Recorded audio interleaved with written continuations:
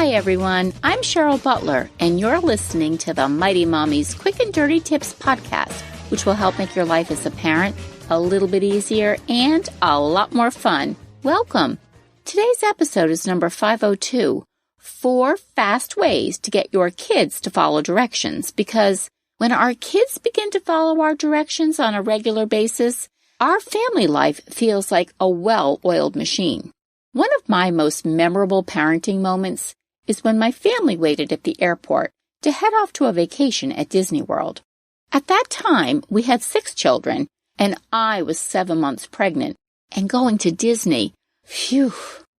We were ready to pre-board, and our kids were all waiting in line patiently, mostly, to get on the plane. Before we headed down the concourse to board, a few passengers waiting in line approached my husband and I to compliment our well-behaved children. They were so excited to be going to Disney World, but what grabbed a lot of attention was that they saw that my kids were listening to our directions the first time. Anyone who's been in the trenches of parenthood knows how frustrating it can be to ask your child to do something only to be ignored. What I didn't realize at the beginning of my parenting journey was that when my kids didn't respond to my requests, it wasn't because they were blowing me off. It was because of how I asked, as well as I truly had no expectations for follow-up. 8 kids later, I don't profess to have all the answers to raising kids, but I'm always happy to share my successes. I once struggled with kids who didn't always pay attention to what I asked, but once I figured out the winning formula, my cherubs rarely tuned me out. Want your kids to listen up and follow your lead? Mighty Mommy shares 4 fast tips that will make following directions a cinch. 4 strategies to help your child follow directions. 1. Attention, please. 2. Tone of voice. 3. Clarify. And 4. Praise. Here is each tip in more detail. 1. Attention, please. Kids have a wonderful gift of imagination and playfulness. In addition, they know unconditional love, yet can turn on a dime when their uncontrollable need to be stubborn takes over, as well as their unknowing intention to be distracted. When you want to connect with your child and deliver a request, the first step is to get his attention. You can't fault him for not arriving to the breakfast table on your timetable when it's far more exciting for him to stop and play with his trucks or plop down in front of his favorite morning cartoon. The key to success is to gain his attention by being as direct as possible. By this, I mean you can't cry out your request from 2 rooms away or plead and barter in hopes that he might listen on the 3rd or 4th try. Instead, put yourself in your child's shoes. If you're trying to get your 4-year-old to get ready for preschool, would you stop playing with your favorite toys just to put your shoes on? Probably not. Kids have one job, to be kids. You can't fault them for staying in their zone of play no matter how desperately you want to get out the door to school on time. Instead of hollering from the other side of the house for your son to find his shoes and hurry to get into the car so you're not late for school, stop what you're doing. Yes, this means no multitasking with preparing breakfast, checking your morning emails, and combing your daughter's hair. Go right to your son and give him short and sweet directions. Sam, please put your truck down and get your shoes for me. When we get home after school, you can play with your toys. Be sure to make eye contact and get him to acknowledge that he heard your request.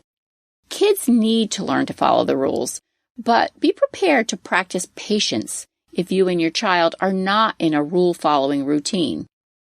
You as the parent set the momentum. The payoff when you're consistently direct is a child who becomes a rule follower. And if you have more than one child, you'll be modeling this approach for all your kids, which in turn can have a positive ripple effect throughout the family. 2. Tone of voice. In my episode, How to Stop Yelling at Your Kids, one of my tips is to turn your voice into a whisper. If you tend to be loud by nature, or you mindlessly raise your voice to your kids, Whether you're upset with them about something they did or when trying to get their attention, don't be surprised if eventually they simply tune you out. Your tone of voice is so important when communicating a request to one of your children.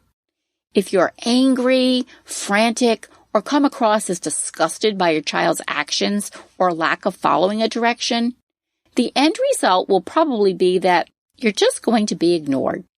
As stated in my first tip on being direct with your request, if you use a calm, matter-of-fact tone, your daughter will listen because you're asking in a reasonable manner.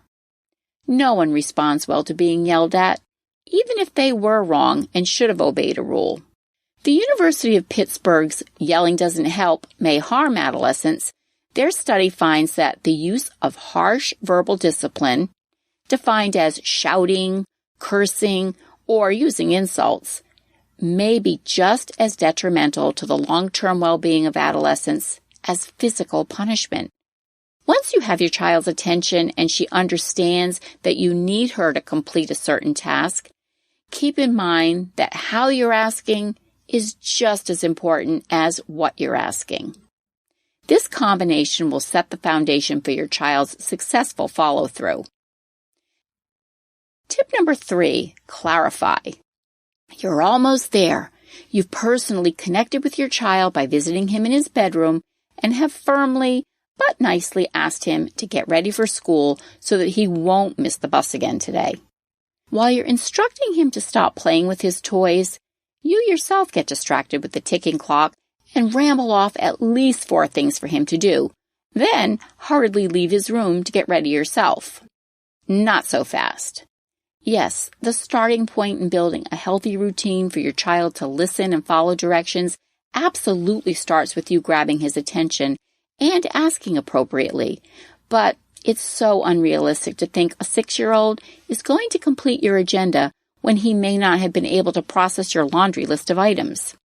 It's critical to clarify your request so that you know that your child has completely understood what you're asking. Ask your child to repeat your directions back to you in his own words. This gives your child the chance to ask questions and for you to clarify what you're asking. For example, you need your son to get his shoes and put them on, go downstairs to eat breakfast, then grab his backpack so he can head out to the bus stop. Keep it simple. Bobby, please put your shoes on, come to the kitchen, and then we'll get your backpack. Okay? Now your son knows he needs to complete 3 things: shoes, kitchen, and backpack. Don't be so quick to leave the room after he's repeated the instructions back to you. Sometimes kids just need a few seconds to think it through. Patience is a virtue, and it certainly pays off when you're teaching your kids to become better listeners and to follow directions on a regular basis. And tip number 4, praise. As with anything else when trying to instill or enforce new guidelines, such as following directions on a very regular basis, consistency is definitely key. You can't be wishy-washy and decide that you'll calmly ask your children to take care of their homework and chores before dinner one day, and start complaining that they never listen to your request the next, if you're not going to stay the course and guide them into becoming wonderful rule followers. Kids ultimately want to please us. They crave boundaries and rules regardless of what they may lead you to believe. So when you notice they do start to listen to directions, let them know you appreciate their actions. When kids feel good about what they've done, they want to do more of it. The key is to keep your praise specific to a task. After your child completes his homework without any nudging from you, you might say, "I noticed you finished your math homework without stopping today. That's so great, Michael. I'm really pleased with your hard work." How do you get your kids to follow directions in your home? Share your thoughts in the comments section at quickanddirtytips.com/mighty-mommy, or you can post your ideas on the Mighty Mommy Facebook page. You can also connect with me on Twitter at Mighty Mommy, or email me at mommy@quickanddirtytips.com. If you have friends and family that would enjoy listening as well, I'd love it if you'd share the link to this podcast and refer them to the website, which again is www.quickanddirtytips.com. www.quickanddirtytips.com/mighty-mommy. Here, you'll find hundreds of archived episodes covering a wide variety of parenting and family-related topics. Thanks so much for listening, and until next time, happy parenting.